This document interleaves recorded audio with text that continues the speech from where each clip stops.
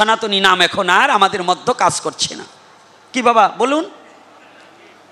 তাহলে এই যে আমরা নিজের সংস্কৃতি, কি ভাগবত শুনবেন, কি হরিকথা শুনবেন, আজকে ছুটে এসেছেন, কেন এসেছেন? সনাতনী সংস্কৃতি কি? আপনার সন্তানকে এনেছেন, আপনি কি এই মন্দিরে একটা প্রণাম করিয়েছেন? আপনি এসে বসেছেন, ওই যে হাতের উপরে এইরকম করেছেন, এখানে অবনত মস্তকে কি একটা দণ্ডবোধ করেছেন? করেননি। তাহলে আপনার সাথে আপনার সন্তান এসে আপনি যদি অবনত মস্তকে দণ্ডবোধ না করেন, তাহলে আপনার সন্তান আপনার কাছ থেকে কি শিখবে? শিখতে পারবে? তাহলে এই জন্য, এই ক্ষয়িষ্ণুর জন্য দায়ী কারা? আমি তিনটা জাতিকে তিনটা সেক্টর আমি দায়ী করেছি। এক হচ্ছে ব্রাহ্মণ সমাজ, এক হচ্ছে যারা গুরুগিরি করে বৈষ্ণব সমাজ, আর দ্বিতীয়ত হচ্ছে শিক্ষিত সমাজ। পায়ে হাত দিতে কষ্ট লাগে, মুখে বলে নমস্কার। পায়ে হাত দিতে কষ্ট লাগে, মুখে বলে অতি শিক্ষিত হয়েছি, আমি গ্রাজুয়েটেশন করেছি, কিন্তু অথচ আমার বাবা মূর্খ বিদয়, বাবার পায়ে প্রণাম করতে লজ্জা পাচ্ছে। ওই গাধার জন্য সনাতন ধর্মের ভাগবত শোনা নিষিদ্ধ।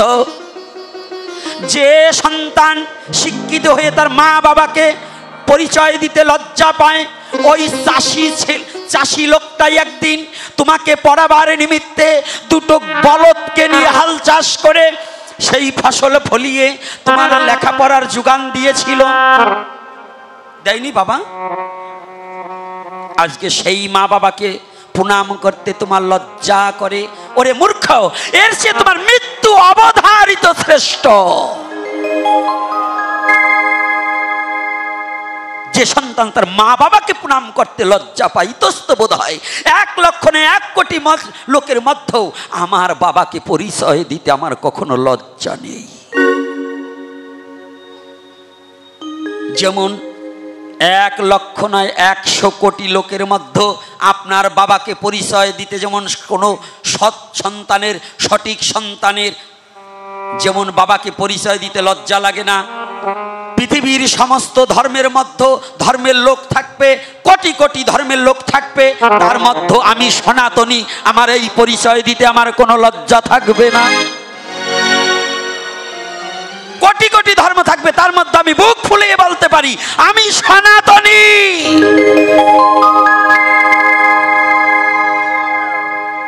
হে যুব সমাজ, যদি আমি কোটি ধর্মের মধ্যে আমার ধর্মকে আমি যদি বুক ফুলিয়ে না বলতে পারি, তাহলে বুঝবে আমার জন্মে ভেজাল আছে।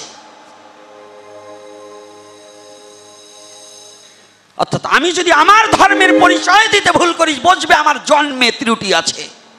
তাহলে কেন? জগতের পিতা কৃষ্ণ তাহে জেনা ভজে বাপ, পিতৃদোহী পাতকির হয় জন্মে জন্মে তাপ। তাহলে জগতের পিতা কে? জগতের পিতা কে? আমার বাবা মাত্র 5টা সন্তানের বাবা, আপনার বাবা 10টা সন্তানের বাবা, আপনার বাবা 9টা সন্তানের বাবা। আর এই জগতের পিতাকে, সনাতনী জগতের পিতাকে জোরে, আরে ও নামটা হেলায় ভালোবেসে অভালোবেসে লইলেই লাভ হবে।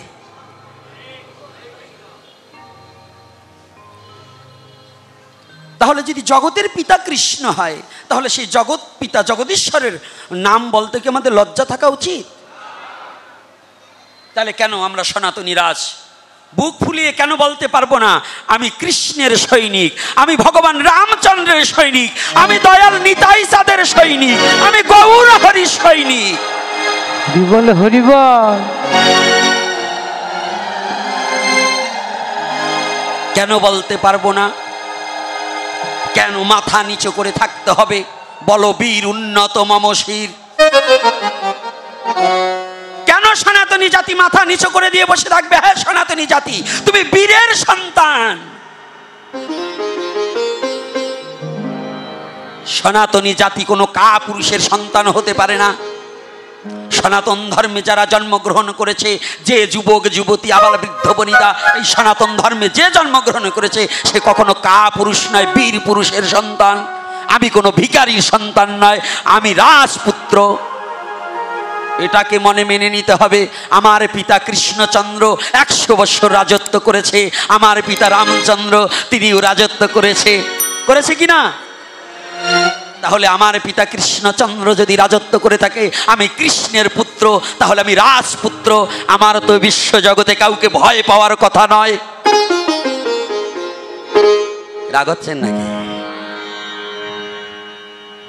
সিংহের বাচ্চা এখন ছাগলের বাচ্চা হয়ে গেছি।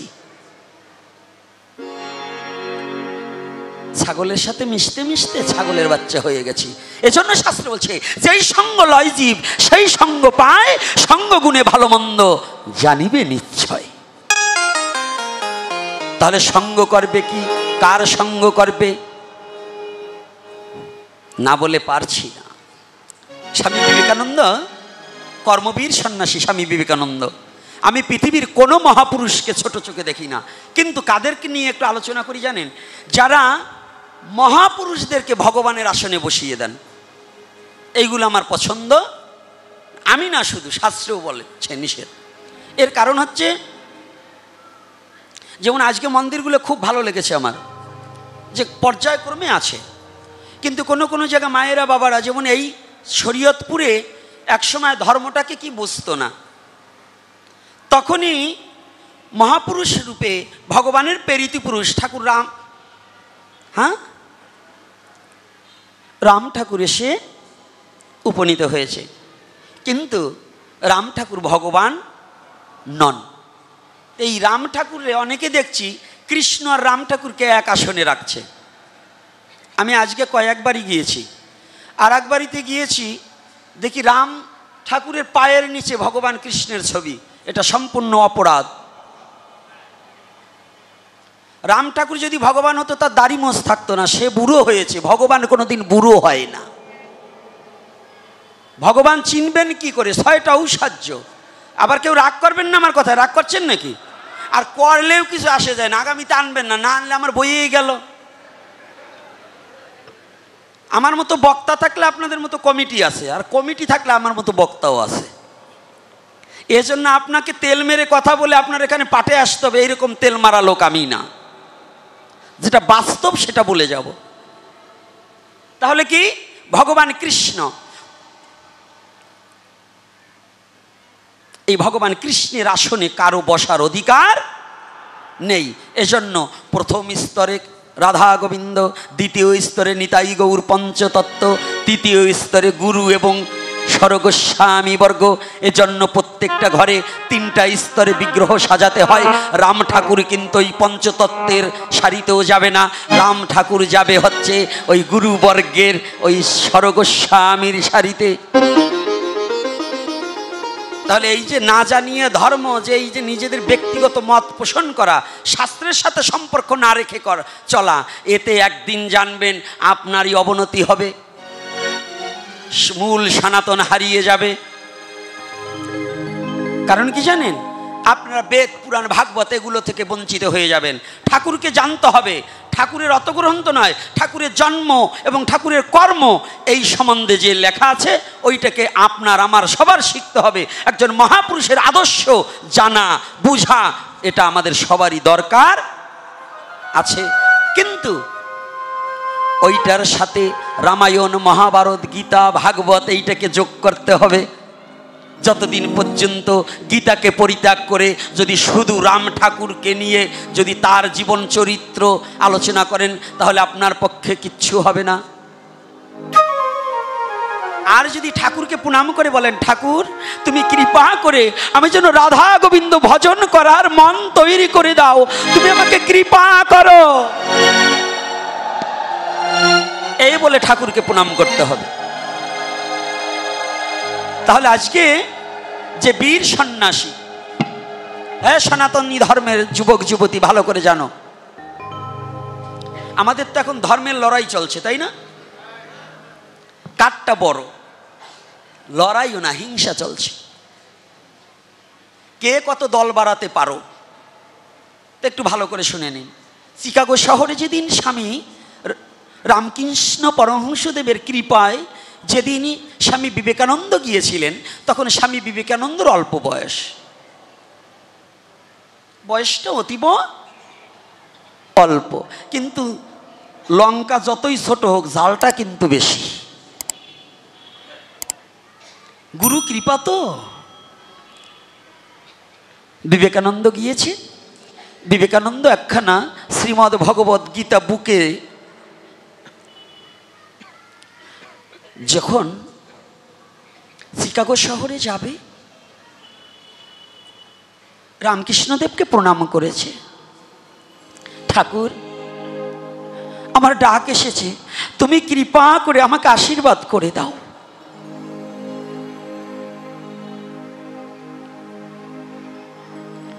আমাকে আশীর্বাদ করে দাও।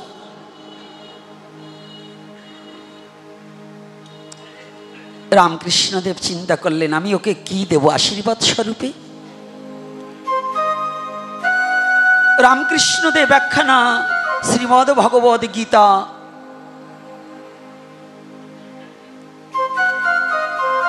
বিবেকানন্দের হাতে ধরিয়ে দিয়ে বললেন, বাবা, এটা গ্রন্থ না, এটা সাক্ষাৎ ব্রজেন্দ্র নন্দন ভগবান কৃষ্ণকে আমি তোকে দিয়ে দিলাম। নিয়ে চলে গেলেন।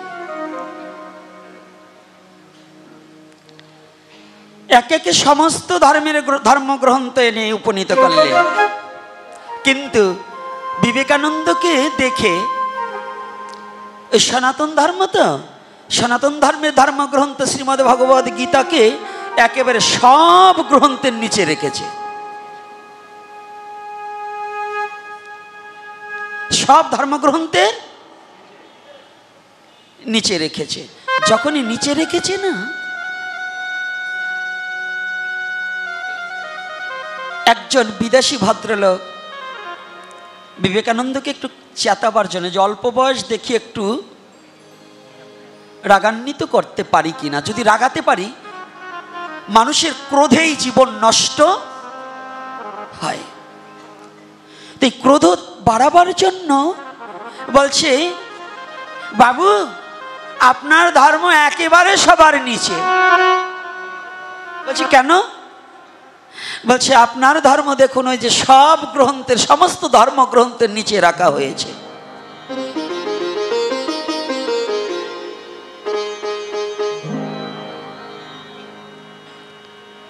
স্বামী বিবেকানন্দ আলোচনার সময় বললেন, কোন সাহেব যেন বললেন যে আমার ধর্ম নিচে, জানেন আমার ধর্ম নিচে রেখেছে কেন? বলছে কেন? বলছে সমস্ত ধর্মের ভার যে ধর্মে গ্রহণ করতে পারে, এই জন্যই আমার ধর্মগ্রন্থ নিচে রেখেছে।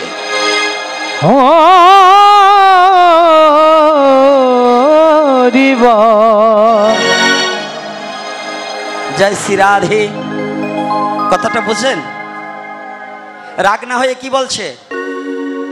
সমস্ত ধর্মের ভার যে ধর্মে গ্রহণ করতে পারে তার নাম কি? তাহলে সেই সনাতন ধর্মে আমরা জন্মগ্রহণ করেছি, কিন্তু সনাতনী রীতিনীতি কেউ আমরা মানছি না।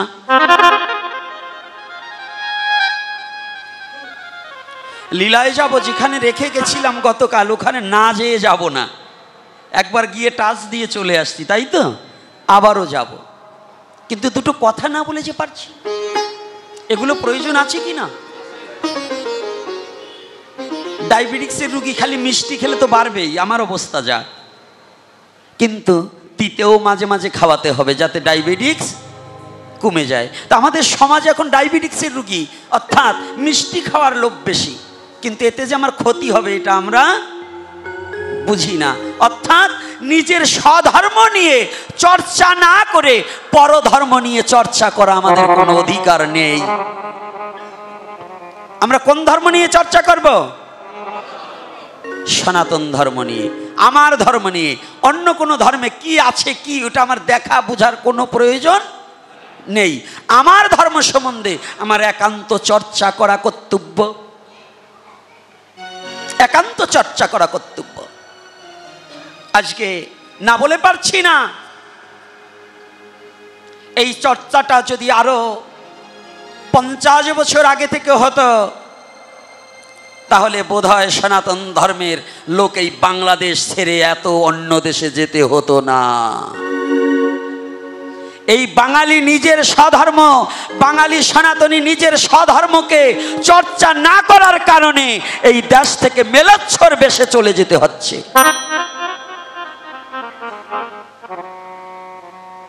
এটা একটাই কারণ, আপনার নিজের স্বধর্মে কি আছে এটাকে কোনোদিন আপনি খুঁজতে শেখেননি। এ কারণে আজকে আমাদের এই অবনতির কারণ। নিজের স্বধর্মে কত চমৎকার জিনিস আছে এটা খুঁজছি না।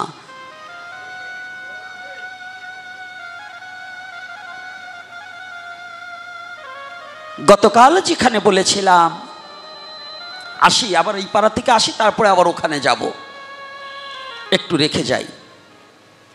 গতকাল বলেছিলাম মা উত্তরার গর্ভে ভগবান কৃষ্ণ গিয়ে ভ্রণরূপী পরীক্ষিতকে বক্ষে ধারণ করিলেন। মা কাঁদছি, আজ আর আমার রক্ষে নেই, আমার গর্ভের সন্তানকে আর আমি বুঝি রক্ষা করতে পারবো না।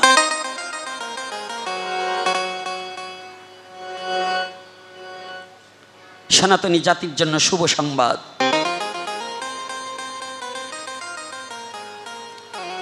মা কেঁদে কেঁদে দুটি চোখের জলে ভাসছে, চোখ বন্ধ করে। জানেন তো, 5টা শ্বশুর যার মহাধনুর্ধর, কোন শ্বশুরকে না ডেকে চিৎকার করছে কৃষ্ণকে, কৃষ্ণ একটিবার তুমি আমাকে রক্ষা করো, তুমি আমার গর্ভের সন্তানকে রক্ষা করো, আমি তোমার চরণে আমার সন্তানকে দান করে দিলাম।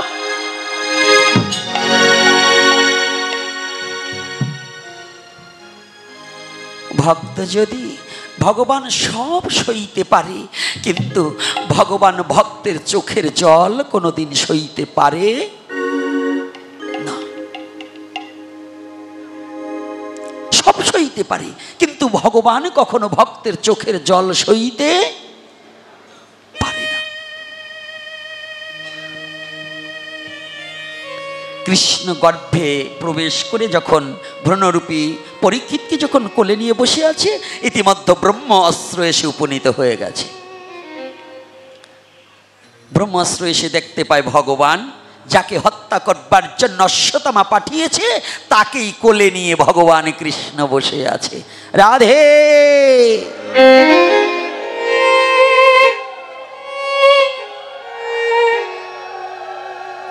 ব্রহ্মাস্ত্র প্রণাম করেছে, তব চরণে প্রণাম প্রভু।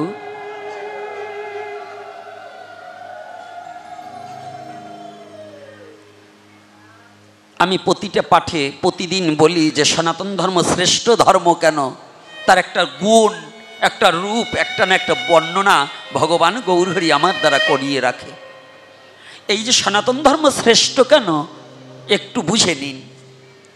সনাতন ধর্মের ভগবান তার ভক্তের জন্য কি করতে পারে এই কথাটা পৃথিবীর অন্য কোথাও খুঁজে পাবে না, একমাত্র সনাতন ধর্মে পাবে যে গোলকের ভগবান ভুলকে আসতে পারে। কার জন্য?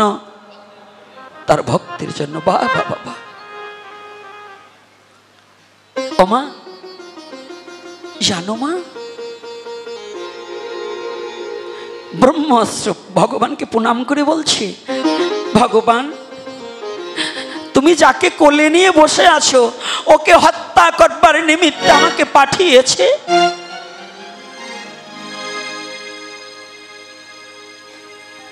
ভগবান কৃষ্ণ বলছে, ব্রহ্মাস্ত্র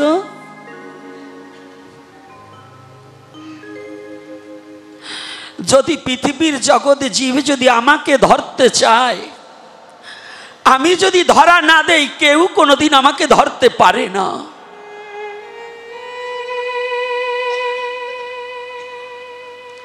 জগতে এমন কারো শক্তি নেই আমি ধরা না দিলে সে আমাকে ধরে রাখবে। কিন্তু জানো ব্রহ্মাস্ত্র,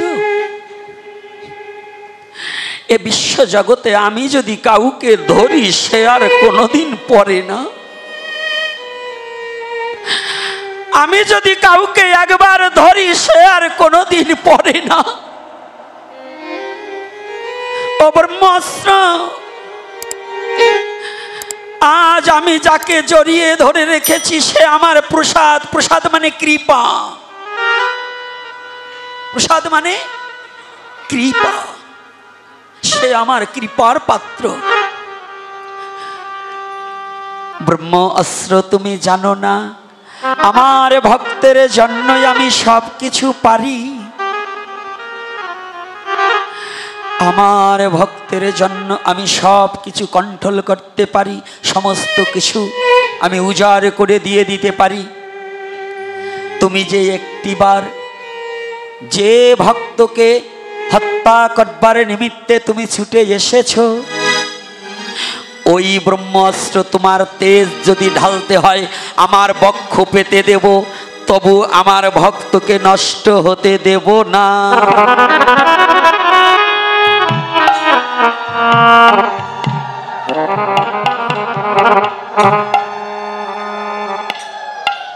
আমি আমার বুককে পেতে দেব।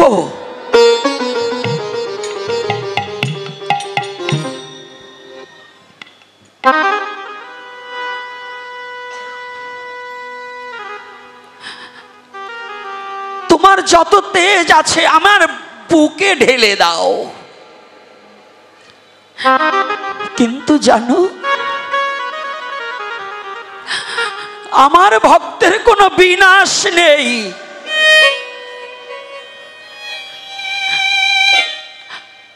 একবার যেজন আমার চরণে অর্পণ হয়ে গেছে তাকে বিনাশ করবার মতো যোগ্যতা পৃথিবীতে কারো নেই।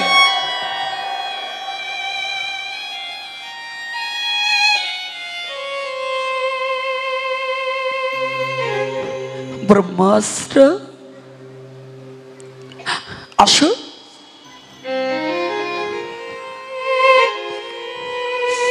ব্রহ্মাস্ত্র করজোড়ে বিনয় করে বলছে, প্রভু গো, আজ আমি জানলাম তুমি ভক্ত বৎসল ভগবান। তোমার ভক্তের জন্য তুমি নিজের বুকখানা পেতে দিতে পারো। তুমি দয়াময়, করুণার নিধি, প্রেম বারধি। তুমি তোমার ভক্তের জন্য এমন পারো আমি আগে কোনোদিন ভাবতে পারিনি।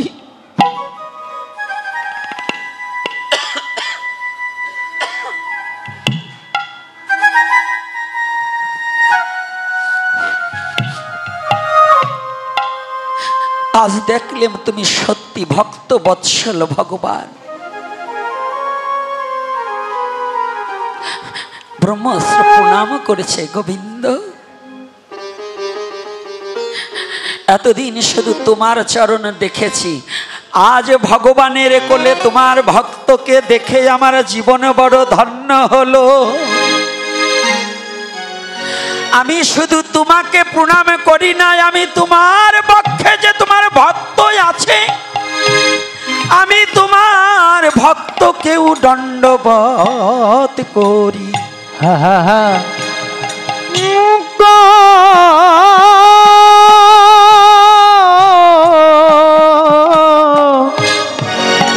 করি। ও গোবিন্দ, আজকে আমাদের অনেক অহংকার আছে। আমাদের সনাতন ধর্মের সবচেয়ে অবক্ষয় অহংকার আর হিংসার কারণে হয়েছে। আর একটা জাতির জাতা কলেশ আমাদের সনাতন ধর্মের মানুষগুলো নষ্ট হয়ে গিয়েছে। আজকে আমার প্রহিত বাবা আছেন, বাবা বললেন যে হ্যাঁ, উপনয়ন নিলে ব্রাহ্মণ হওয়া যায় না, স্বীকার করেছেন। এটা বড় উত্তম কথা। আমাদের সমাজটাই সনাতন ধর্মের মধ্যে কঠিন হিংসা ছিলেন, জাতি, বর্ণবাদ। এই বর্ণবাদের কারণে কোনোদিন একজন ব্রাহ্মণ ওই নিচ জাতির ছেলে যদি বৈষ্ণব হয়েছে তাকে দণ্ডবধ করেনি। আবার যারাও একটু বৈষ্ণব হয়েছে, প্রকৃত বৈষ্ণব যারা, তাদের কোনো কিছু ছিল না। কিন্তু আমার মতো অহংকারী যারা, তারা আবার আর একজনকে দণ্ডবধ করা শিখিনি। কিন্তু সনাতন ধর্মের মূল তত্ত্বটাকে, জাতাজাতিটাকে পরিত্যাগ করতে হবে। জাতাজাতি মানে হিংসা থাকতে কখনো ধর্ম হতে। তাহলে এই যে আমাদের বর্ণবাদ প্রথা, শাস্ত্রে বললেন কি ভক্তের কোনো জাতি নেই, জলের কোনো জাতি আছে? এই জলের জাতি আছে? সব জাতি ওই জলে নামে না? নোংরা পচা আবর্জনা সব থাকে না? তো ভক্ত হচ্ছে জলের চেয়েও পবিত্র, গঙ্গার চেয়েও পবিত্র ভক্ত। গঙ্গা দেবী ভগবান বিষ্ণুর কাছে এই যে গঙ্গা অবতরণ পৃথিবীতে আসলেন, এর কারণ কি? সমস্ত পাপী তাপী পাপ ধৌত করবে, তাই তো গঙ্গা স্নান করে। গঙ্গা ভগবানের কাছে, নারায়ণ দেবের কাছে বলতে লাগলেন, প্রভু আমি যাব না। বলছেন কেন? বলছে পৃথিবীর সমস্ত পাপী আমার গহ্বরে পাপ ধৌত করবে, তাহলে এই পাপ আমি কোথায়, আমি পবিত্র হব কোথায়? সেদিনই ভগবান বলেছিলেন, গঙ্গা তোমার কোনো চিন্তা নেই, সমস্ত পৃথিবীর জীব তোমার গহ্বরে পাপ ধৌত করবে। আর যদি আমার শুদ্ধ কৃষ্ণ ভক্ত যেদিন তোমার গহ্বরে স্নান করিবে, আমার ভক্তের চরণে পরশ পাওয়া মাত্রই তোমার সমস্ত পাপ নষ্ট হয়ে যাবে।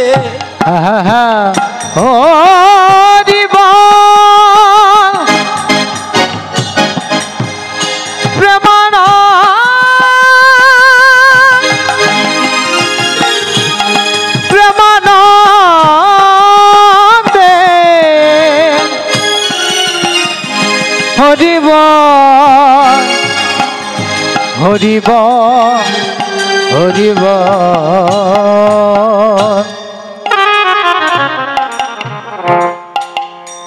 পিছনে থেকে পদকর্তা একটা পদ যোজন করলেন। কি যোজন করলেন? ওরে গয়া গঙ্গা, ওরে কাশী যত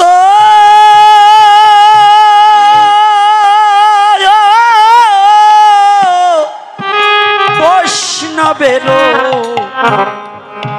পদে নত, ওরে সকল তীর্থ এই বৈষ্ণবের চরণ। আরে গয়া গঙ্গা কাশী যত, কাশী যত হরিব, ওই বৈষ্ণবেরি ওই পদে নত। সকল তীর্থ বৈষ্ণবের, সকল তীর্থ এই বৈষ্ণবের এই বৈষ্ণবের চরণ। জগতে ওরে গয়া গঙ্গা, ওরে কাশী যত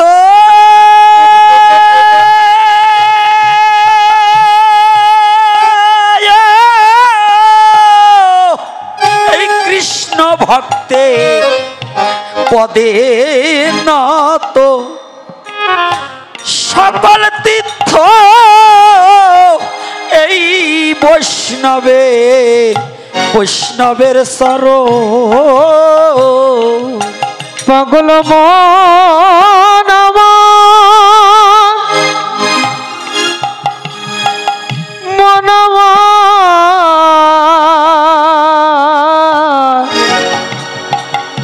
অবুঝ মনরে গয়া গঙ্গা, ওরে কাশী যত, ওমনে কাশী যত বৈষ্ণবের পদে নত। এই বৈষ্ণবেরি এই পদে নত, সকল তীর্থ বৈষ্ণবের, সকল তীর্থ বৈষ্ণবের এই বৈষ্ণবের এই বৈষ্ণবের চরণ। ওই চরণ একদিন আমি করি নাই সম্বল, ওরে আমার বৃথায় জনম, মানব জনম হলো কারো। ওই চরণ আমি করি নাই সম্ভব, একদিন আমি করি নাই সম্ভব, ওরে আমার বৃথায় ওই জনম, আমার বৃথায় জনম, মানব মানব জনম হলো কারো। ওই চরণ একদিন আমি করি নাই সম্বল, ওরে আমার বৃথায় জনম, মানব জনম হলো কারো। ওই চরণ আমি করি নাই শরণ, ওরে আমার বেথায় জীর্ণ,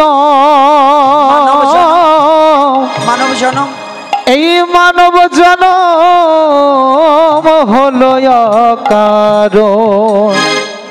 বললেন ভক্তের কোনো জাতি থাকে না।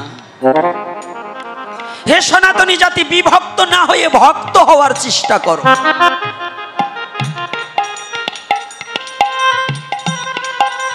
বিভক্ত নয়, কে ব্রাহ্মণ, কে মুচি, কে কামার, কে কুমার, এটা কোনো কথা নয়। ব্রাহ্মণ ব্রাহ্মণ নহে যদি কৃষ্ণ ত্যাজে, চণ্ডাল চণ্ডাল নহে যদি কৃষ্ণ ভজে। ব্রাহ্মণের ঘরেও চণ্ডাল হতে পারে যদি তার ব্রাহ্মণত্ব না জাগ্রত হয়। চণ্ডালের ঘরেও ব্রাহ্মণ হয় জানিবে নিশ্চয়।